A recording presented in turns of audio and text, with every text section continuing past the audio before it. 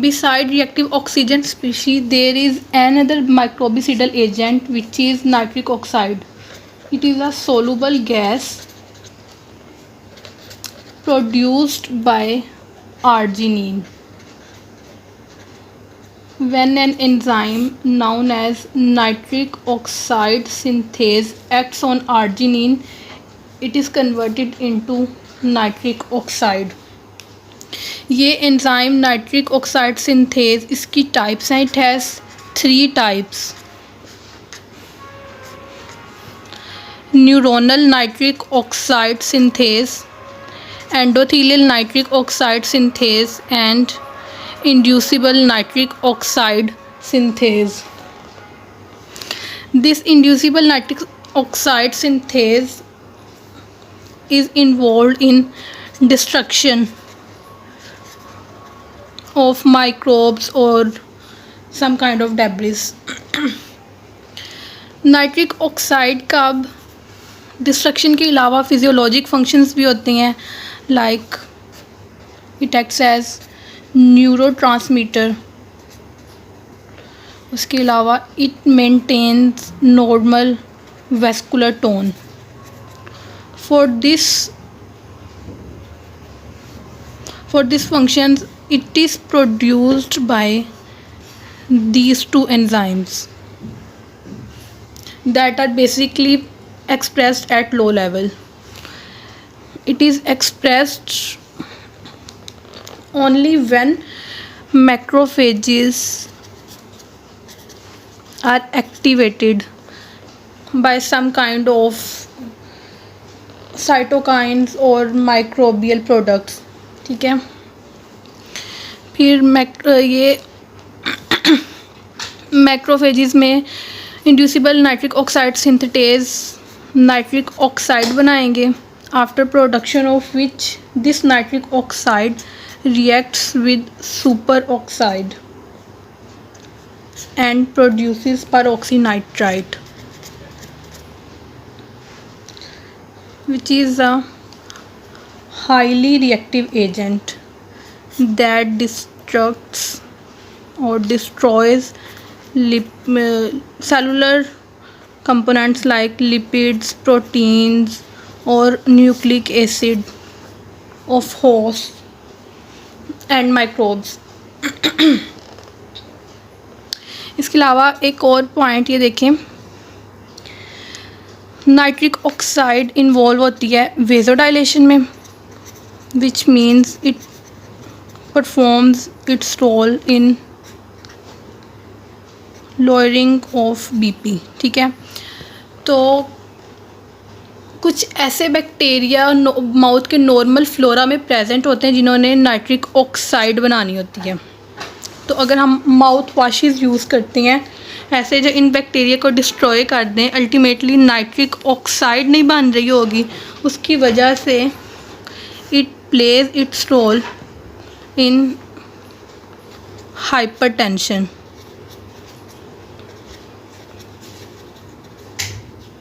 In short period of time, short matter of time. ठीक है. फ़ौरन से बीपी हाई हो जाएगा, नाइट्रिक ऑक्साइड नहीं बन रही, due to the destruction of that microbes और that bacteria which are involve in the generation of nitric oxide. आगे देखते हैं ग्रैन्युलर ल्यूकोसाइट्स को.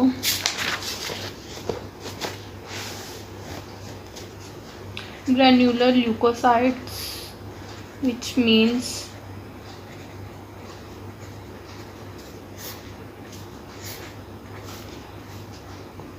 MN monocytes and neutrophils. Their granules contains enzymes and antimicrobial proteins. ठीक है.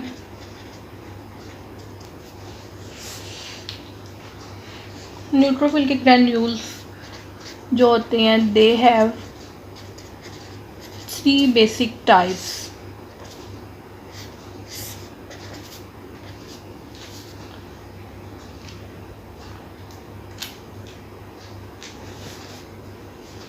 Primary,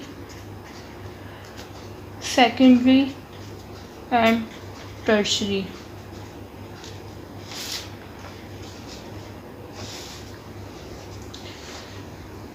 primary का second name है azurophils. These are larger and they are present in all types of granulocytes.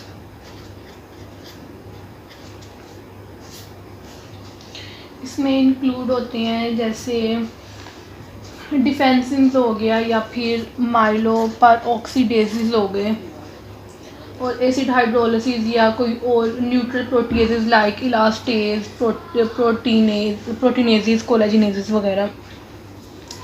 Secondary granulocytes, they are smaller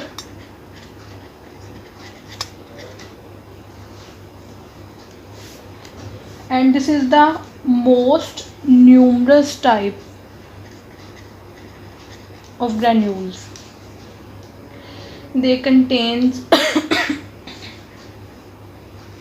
complement activators and कोलेजिनेजेस, जेलेटिनेजेस वगैरह, लैक्टोफेरेंस और alkaline फोस्फेटेजेस वगैरह, और जैसे plasminogen activators वगैरह. ठीक है, मतलब complement activator proteins.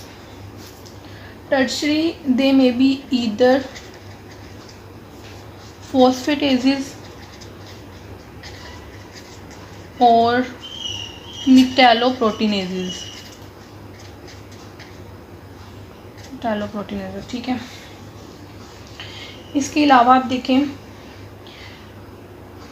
Phagocytic vacuoles जो होते हैं that contains in gulf material, उन्होंने इन ग्रैन्यूल्स के साथ जो है फैगोसाइटिक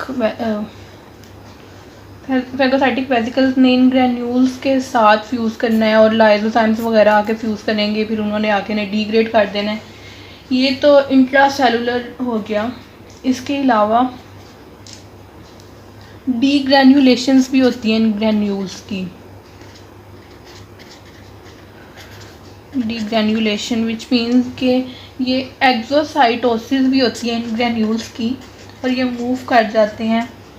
इनका granular content extra cellular environment में रिलीज़ हो जाते हैं. जैसे अब ये डिफरेंट ग्रैन्युलर एंजाइम्स के डिफरेंट फंक्शन है. जैसे एसिड हाइड्रोलिसिस, जो एसिड प्रोटीएजेस जो हैं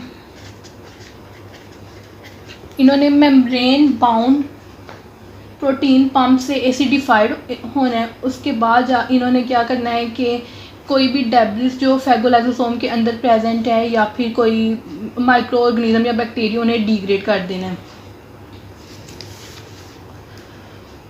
फिर न्यूट्रल प्रोटीएजेस होते हैं, इलास्टेजेस. न्यूट्रल प्रोटीएजेस के इन्हें क्या करना होता है कि इन्होंने एक्स्ट्रा सेलुलर कंपोनेंट जैसे कोलेजिन हो गया, बेसमेंट मेम्ब्रेन वगैरह, जो भी एक्स्ट्रा सेलुलर कंपोनेंट हैं और कार्टिलेज वगैरह, इन सब को डिस्ट्रॉय कर देना होता है. सो ये टिश्यू डिस्ट्रक्शन करवाती हैं. अब टिश्यू डिस्ट्रक्शन होगी तो जो इन्फ्लेमेटरी प्रोसेसेस हैं वो उसके बाद वो सारे होना शुरू हो जाएंगे क्योंकि टिश्यू डिस्ट्रॉय हो रहे हैं. अब दूसरे जो इसके अलावा न्यूट्रोफिल के जो इलास्टेजेस होते हैं इन्होंने क्या करना होता है कि इन्फेक्शन के अगेंस्ट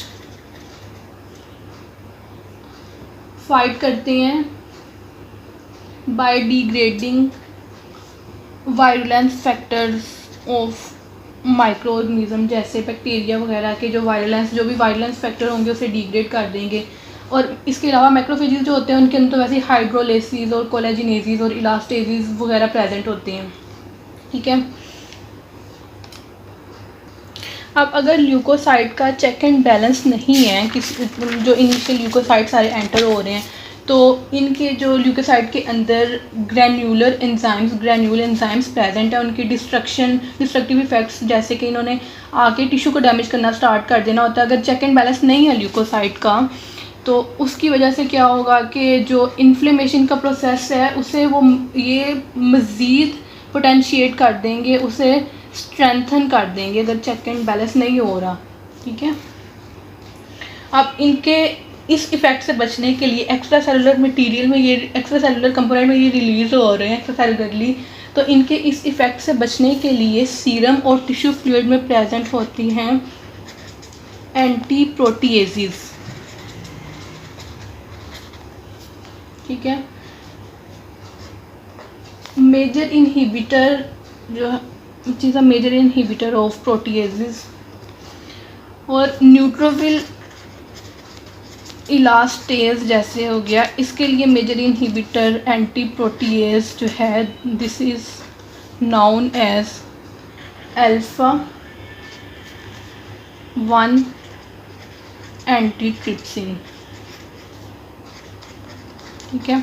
अल्फा 1 एंटीट्रिप्सिन ने न्यूट्रल इलास्टेज को इनहिबिट करना होता है।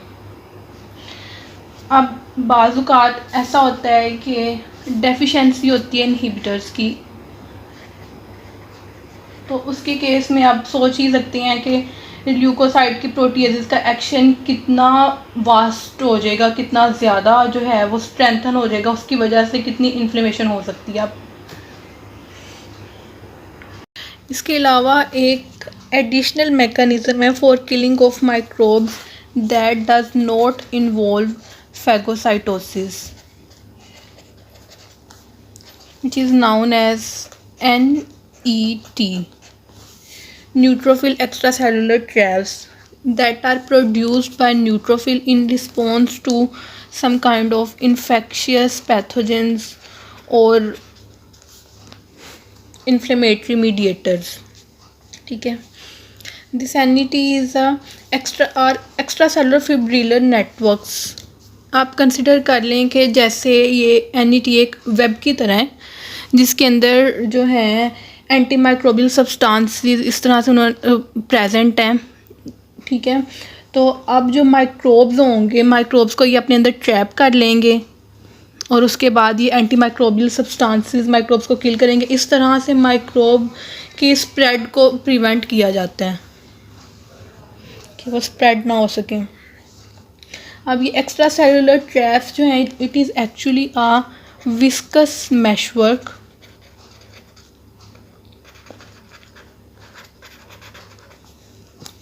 Of nuclear chromatin. जो न्यूक्लियर क्रोमेटिन होता है वो ग्रैन्युलर प्रोटीन जैसे एंटी माइक्रोबियल पेप्टाइड्स और एंजाइम वगैरह उनके साथ बाइंड करके एक विस्कस मैशवर्क सा बनाता है इसके अंदर, ठीक है।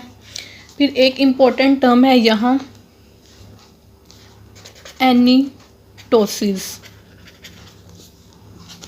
That describes the death of neutrophils. इसमें क्या होता है कि during the process of NET formation neutrophils के न्यूक्लियाई लॉस्ट हो जाती हैं that ultimately causes death of these cells, ठीक है। This term is known as netosis. इसके अलावा सेप्सिस में भी ब्लड में एनीटोसिस डिटेक्ट होती हैं, NETs डिटेक्ट होती हैं, ठीक है। सेप्सिस को आप समझ लें कि एक ब्लड पॉइजनिंग है,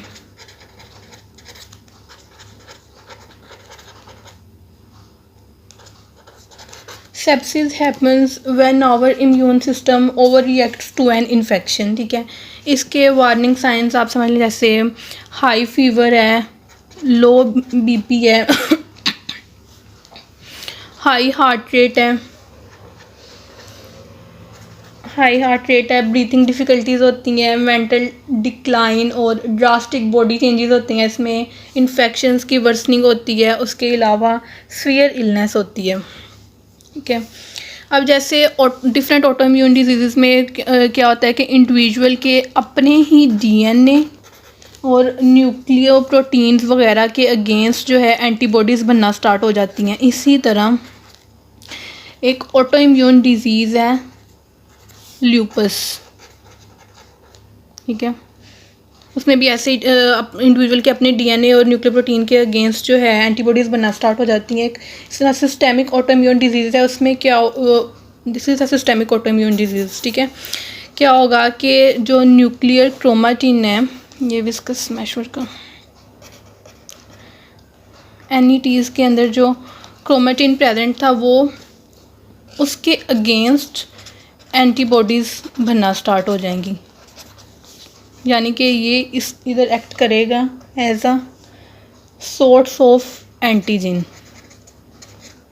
ठीक है। मतलब ये तो एडिशनल एक मैकेनिज़्म था फॉर किलिंग ऑफ माइक्रोब। तो इसके अगेंस्ट ही बॉडी के अंदर किसी डिज़ीज़ की, जिस तरह ल्यूपस है, इस डिज़ीज़ के केस में इसके अगेंस्ट ही जो एंटीबॉडीज़ बनना स्टार्ट हो जाएंगी जो इन्हें डिस्ट्रॉय करेंगी।